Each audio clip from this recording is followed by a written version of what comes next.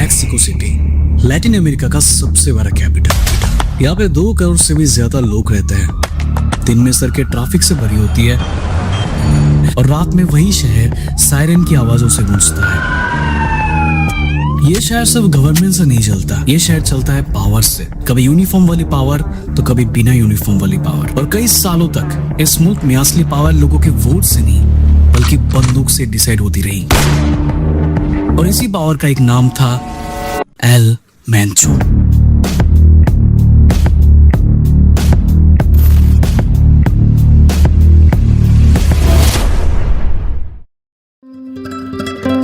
ये एक छोटा सा गांव था जहां पे एवोकाडो फार्मिंग यहाँ की पहचान रही है।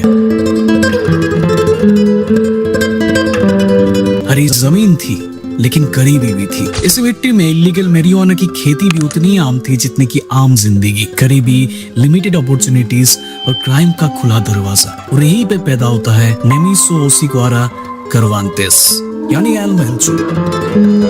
स्कूल से 5वीं तक पढ़ी थी, उसके बाद किताबें बंद और जिंदगी शुरू हो गई थी। 14 साल की उम्र में उसने मैरिजुआना फील्ड की गार्ड ड्यूटी पर रखा गया। रातों को बंदूक लेकर खेतों की हिफाजत करता था ये बंदा। और बचपन खत्म होने से पहले ही उसने पावर और पैसों का असली मतलब समझ गया था कि जिसके पास हथियार था और ये कागज के नोट थे उसके बाद ही चलती थी। फिर साल 1980s में एक बेहतर जिंदगी की तलाश में वो कैलिफोर्निया चला गया था।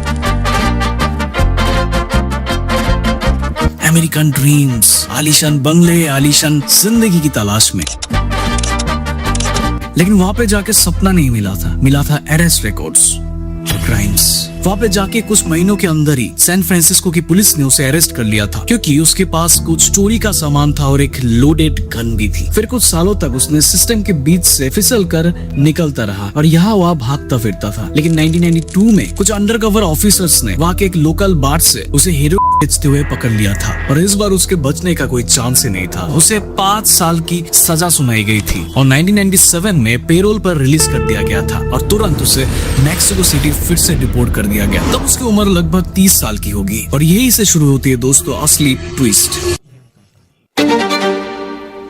मैक्सिको पे लौटने के बाद उसने एक ऐसा फैसला लिया जिसे सुनकर लोग हैरान रह गए थे। एक ऐसा डिसीजन जिसने उसको सिस्टम के अंदर पहुंचा दिया था। मैक्सिको लौटते ही वो एक पुलिस ऑफिसर बन गया। जी आपने सही सुना है, एक कन्विक्टेड डीलर पुलिस यूनिफॉर्म में अब ड्यूटी करता रहा। अच्छा ठीक है, इसका बहुत बड़ा रीजन है जो मैं आपको आगे बताने वाला हूँ। वैसे I am so sorry to break the flow, but अभी तक आपने सब्सक्राइब नहीं किया है तो जल्दी से कर देना क्योंकि आपके लिए ये फ्री ही होगा। बट मुझे ये बहुत ही ज्यादा मोटिवेट करती है ऐसे वीडियोस बनाने में। चलो आगे बढ़ते हैं। कुछ सालों तक उसने ईमानदारी का नाटक नहीं किया था, वो सच में ईमानदारी से काम करता रहा। वैसे इसके पीछे का वजह आपको पता है? जब पुलिस में भर्ती हो रहा था उसका मकसद देश की सेवा करना नहीं बल्कि देश को अपनी घुटनों पे बैठाने का था। उसने सिस्टम को स्टडी किया, कौन सा ऑफिसर कितने में बिकता है, कौन पोर्ट्स पर आंखें बंद कर लेता है, कौन रेड से पहले इंफॉर्मेशन लीक करता है और कौन सी पॉलिटिशियन कौन सा कार्टेल प्रोटेक्ट करता है। वो सिस्टम को बाहर से तोड़ने नहीं आया था, वो सिस्टम के अंदर घुसकर उसको समझने के लिए आया था। और ऐसे ही करते करते कुछ साल बीते। फिर उसकी शादी हुई एक लड़की से जिसका नाम था रोजा लिंडा गोंजालेस वेलेंसिया। ये लड़की कोई भी संत या फिर स्कूल मास्टर की बेटी नहीं थी, वो थी वेलेंसिया फैमिली की लड़की जो कि उस वक्त का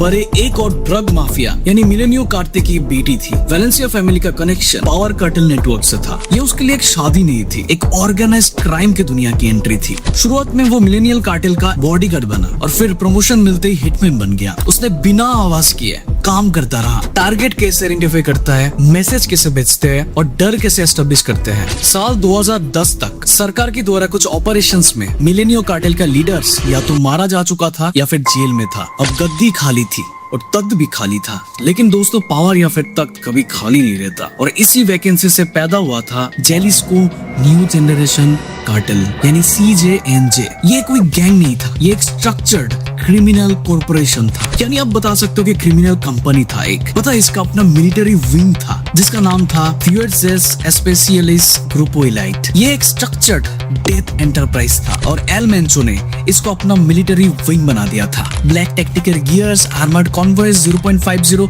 calibre rifles, RPG-27 rocket launchers सब कुछ था इनके पास। इनफैक्ट ये तक कहा जाता था कि गवर्नमेंट से ज्यादा एडवांस्ड वेपन इन लोगों के पास होती थी। और प्रोपेगेंडा वीडियोस में वो बिल्कुल आर्मी फॉर्मेशन में खड़े होते थे, camouflage dresses, bullet proof helmets, mounted machine guns. मतलब आप अगर देखोगे ना तो ऐसा लगेगा कि कोई गवर्नमेंट आर्मी मिलिट्री फोर्सेस खड़े हैं। लेकिन डिफरेंस सिर्फ इतना था कि ये लोग देश के लिए नहीं लड़ रहे थे, वो टेरिटरी के लिए लड़ रहे थे, वो डॉन एल मेंचो के लिए लड़ रहे थे, पोर्ट्स के लिए, हाईवेज के लिए और मैथ लैब्स के लिए।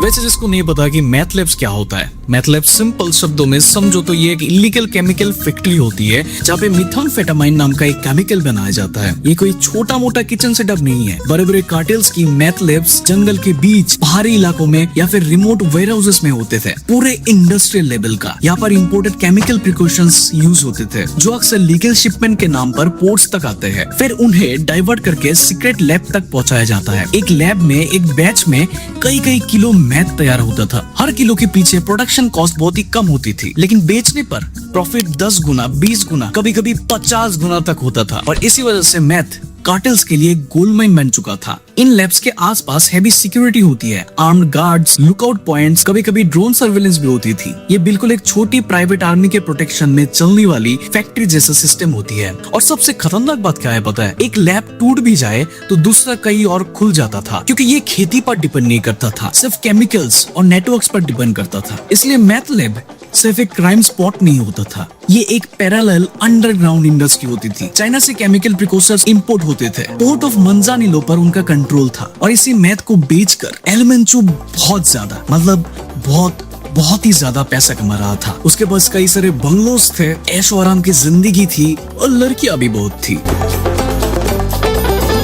लेकिन एक बात कहती है ना कि इंसान की लालच कभी खत्म नहीं होती है। उसने अपनी पावर और पैसों को और ज्यादा करने की कोशिश में थे। और इसी बीच आया फेंटानिल, एक सिंथेटिक ऑपियोइड जो कि हेरोइन से भी 50 गुना ज्यादा पावरफुल था। सिर्फ 2 मिलीग्राम और इंसान की सांसें रुक सकती है। यूनाइटेड स्टेट्स में सिर्फ एक साल में लगभग 70,000 से ज्यादा ओवरडोज मौत सिंथेटिक ऑपियोइड से लिंक थी। उन लोगों का प्रॉफिट कैलकुलेशन सिंपल था। एक पिल बनाने का खर्चा कुछ सेंट्स में होता था, लेकिन सेलिंग प्राइस 10 से 30 डॉलर तक। मार्जिन इतना हाई था कि हर शिपमेंट करोड़ों में कन्वर्ट हो जाता था। एनुअल इलीगल टर्नओवर लाखों करोड़ों के बराबर था। ये एक माफिया नहीं था, ये एक मल्टीनेशनल डेथ एंटरप्राइज था। और इसी के चलते मैक्सिको, यूएस जैसे कई शहरों पर जब इसका असर बहुत ही ज्यादा हो रहा था, एल मेंचो हद से ज्यादा पावरफुल, पैसे वाला और अनकंट्रोलेबल होता जा रहा था। तब वहाँ की गवर्नमेंट की आंखें खुली और 1 मई 2015 में मैक्सिकन गवर्नमेंट ने ऑपरेशन जेलिस्को लॉन्च किया था। ऑब्जेक्टिव बस एक ही था, एल मेंचो को पकड़ना। उसको मारने के लिए बहुत सारे आर्मीज और हेलीकॉप्टर्स डिप्लॉय हुए, लेकिन सीजेएनजी को पहले ही इंफॉर्मेशन मिल चुकी थी। एल मेंचो ने भागने की बजाय डिसीजन लिया कि काउंटर अटैक करे। वो आरपीजी से मिलिट्री हेलीकॉप्टर्स को हवा में उड़ा दिया था और ये बना मॉडर्न डे मैक्सिको का एक टर्निंग पॉइंट। पाब्लो एस्कोबार के बाद एल मेंचो ही था जो ओपनली आर्मी को चैलेंज किया था, गवर्नमेंट को चैलेंज किया था। Don Pablo Escobar. Don Pablo Escobar. Message clear था, हम सिर्फ क्रिमिनल नहीं थे, हम एक पैरेलल पावर थे। और इसके बाद कोऑर्डिनेटेड बहुत सारे अटैक्स हुए, बसेस जला दी गई, हाईवेज ब्लॉक कर दिया गया, गैस स्टेशंस पर आग लगा दिया गया। गवर्नमेंट को हजारों ट्रूप्स डिप्लॉय करने पड़े, लेकिन एल मेंचो फिर भी नहीं पकड़ा गया था। वो फोन नहीं यूज करता था, इंटरनेट नहीं यूज करता था, डायरेक्ट कम्युनिकेशन से बात करता था, एक शैडो ऑपरेटर की तरह। और फिर रही फरवरी 2026, तपालपा जेलिस्को, एक छोटा सा पहाड़ी टूरिस्ट टाउन। पत्थर की स्ट्रीट्स, शांत सा कैफे और हॉलिडे फोटोज जैसे माहौल जहाँ पे आप हमेशा जाना चाहोगे। और वहीं पे जंगल के बीच एक सेक्लूडेड कैबिन कॉम्प्लेक्स में छुपा था मैक्सिको का सबसे बड़ा वांटेड आदमी।